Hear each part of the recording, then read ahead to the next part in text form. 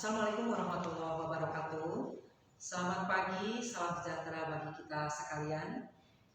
Alhamdulillah wa syukurillah pada pagi hari ini kita dapat jumpa kembali di kelas ini dalam pelaksanaan pendidikan Latsar CPNS.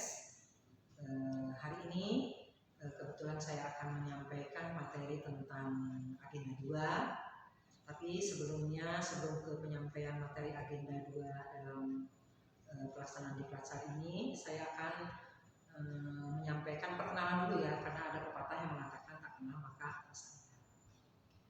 Nama saya AKP Eni, pangkat saya sudah jelas ya barusan AKP. Saya tinggal di Kampung Bojong Rangkas, Desa Rancakesumba, Kecamatan Sukoharjo, Kabupaten Bandung.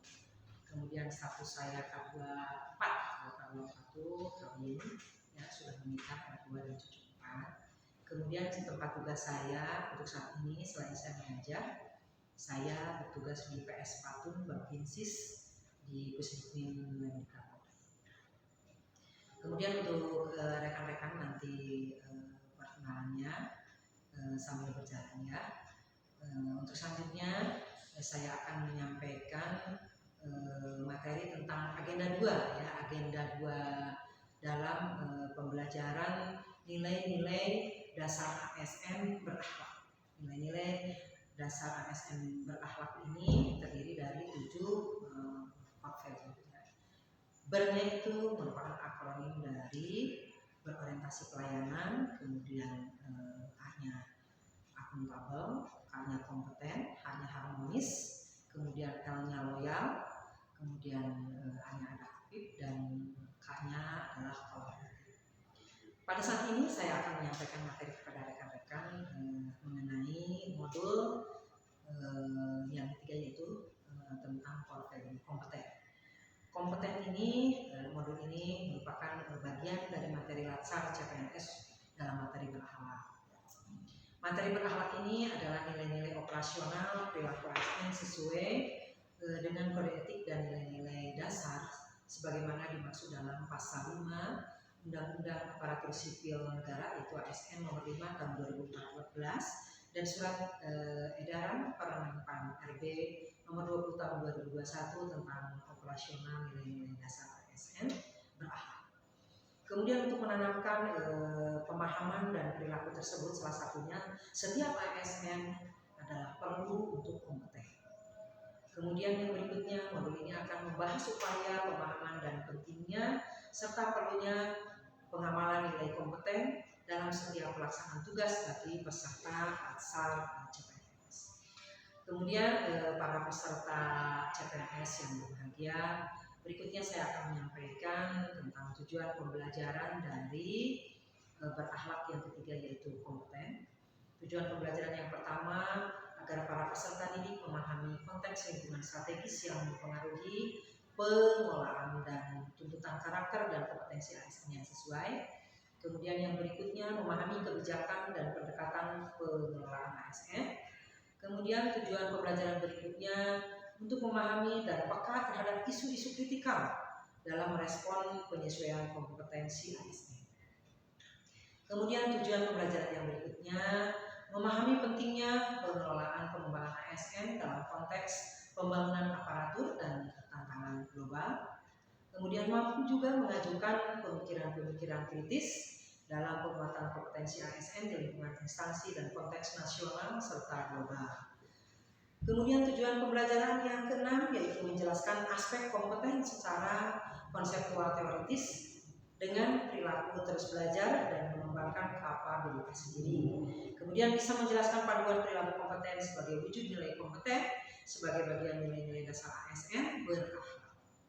Kemudian juga memberikan contoh perilaku dengan peningkatan kompetensi diri untuk menjawab tantangan yang selalu berubah dan bisa membantu orang lain belajar serta pelaksanaan tugas dengan kualitas terbaik. Dan tujuan pembelajaran yang terakhir yang ke-9, yaitu menganalisis kasus atau menilai contoh penerapan nilai kompeten. Kemudian dalam portfolio yang ketiga ini tentang kompeten ini, saya akan menyampaikan tentang aparatur sipil negara ini sesuai pasal 1 butir 3 pasal 6 ya tentang PNS ini, bahwa PNS berstatus pegawai tetap dan memiliki NIP secara nasional.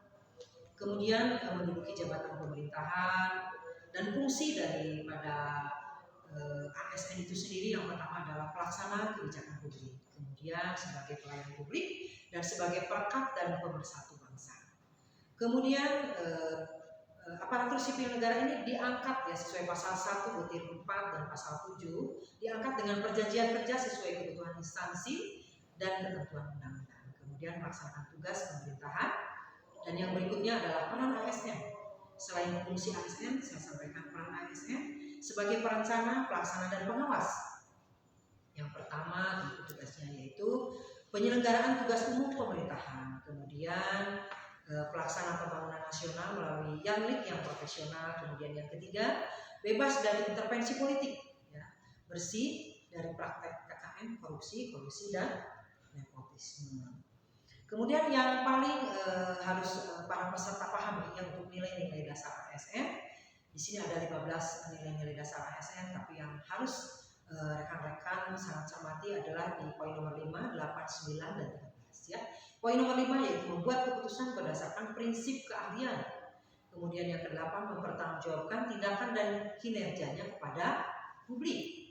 Kemudian yang ke-9 memiliki kemampuan dalam melaksanakan kebijakan dan program pemerintah, dan yang ke-13 mengutamakan pencapaian hasil dan mendorong kinerja pegawai. Ya. Itulah nilai dasar ASN yang ada 15 yang perlu dicermati tadi yang 4. Kemudian berikutnya adalah kode etik dan kode perilaku ASN. Yang pertama, sebagai seorang ASN, para peserta didik yang pertama harus bisa melaksanakan tugasnya dengan jujur, bertanggung jawab, dan berintegritas.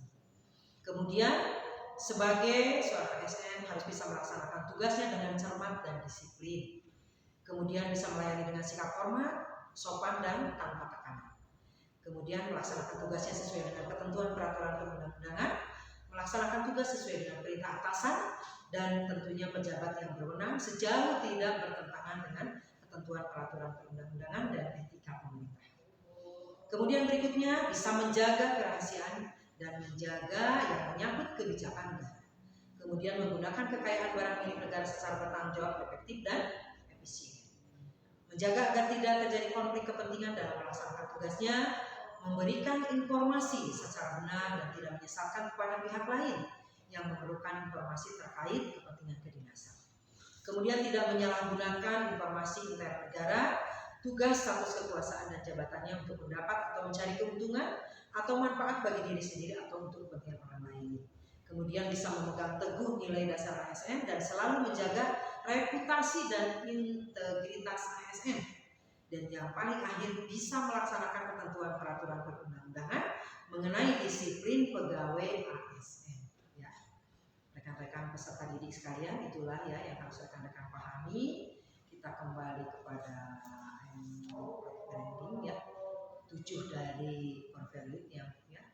Bangga melayani bangsa, ASN berakhlak. Yang pertama adalah berorientasi pelayanan, kemudian akuntabel, kompeten, harmonis, loyal, adaptif, dan kolaboratif. Kemudian kompetensi ASN berikutnya ya. Kompetensi ASN ini ada 3 kompetensi yang harus dimiliki. Yang paling pertama adalah kompetensi teknis. Kompetensi teknis ini adalah kompetensi yang diukur dari tingkat dan spesialisasi pendidikan, pelatihan teknis fungsional, dan pengalaman bekerja secara teknis. Kemudian sebagai kompetensi yang kedua yaitu kompetensi manajerial, yaitu kompetensi yang diukur dari tingkat pendidikan, pelatihan struktural atau manajemen, dan pengalaman kepemimpinan. Kemudian kompetensi yang terakhir, kompetensi yang ketiga, kompetensi sosial kultural. Ya. Jadi seorang ASN diukur dari pengalaman kerja berkaitan dengan masyarakat majemuk dalam hal agama, suku, budaya, sehingga memiliki wawasan kebangsaan. Ya. Sedangkan konsepsi dari kompetensi sendiri, ya, kompetensi merupakan perpaduan aspek pengetahuan, keterampilan, dan sikap yang terindikasikan dalam kemampuan dan perilaku seorang sesuai tuntutan pekerjaan. Ya. Standar kompetensi sudah ada, jenjang kompetensi jabatan sesuai ASN, diawali yang paling low yaitu pelaksana, pengawas, administrator, kemudian pratama, media, dan tingkat utama ya untuk jenjangnya. Sedangkan kompetensi manajerial yang harus dipahami oleh rekan-rekan harus memiliki yang pertama adalah sikap integritas, kerjasama, komunikasi, orientasi pada hasil, kemudian pelayanan publik, pengembangan diri, mengelola perubahan dan pengambilan keputusan. Kemudian untuk berakhlak. Selanjutnya ya, dalam prinsip pengembangan kompetensi ASN sebagai upaya peningkatan kompetensi yang dilakukan organisasi maupun individu melalui proses perencanaan, pelaksanaan, dan evaluasi sesuai dengan kebutuhan organisasi dan pegawai. Kemudian setiap ASN memiliki hak dan kesempatan untuk mengembangkan kompetensinya masing-masing. Ya, tidak dibatasi untuk mengembangkan kompetensi dan diarahkan pada pengembangan kompetensi sesuai kebutuhan jabatan. Pengembangan kompetensi sebagai salah satu dasar dalam pengangkatan jabatan dan pengembangan karir.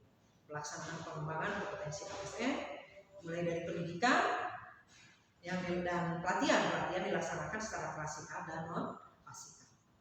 Kemudian pendekatan pengembangan kompetensi mulai dari training, project assessment, task force, rotation, feedback, coaching, dan mentoring. Pengembangan lebih variatif dan individual. Kemudian untuk rencana pengembangan kompetensi ASN dilakukan oleh instansi pemerintah, wajib menyusun rencana pengembangan kompetensi tahunan yang dituangkan dalam rencana kerja anggaran tahunan instansi. Kemudian perencanaan pengembangan kompetensi untuk mewujudkan profesionalitas ASN dengan mempertimbangkan kebutuhan individu pegawai dan kebutuhan organisasi dengan sistem perencanaan yang rasional, holistik, terintegrasi, terarah, efektif, dan efisien.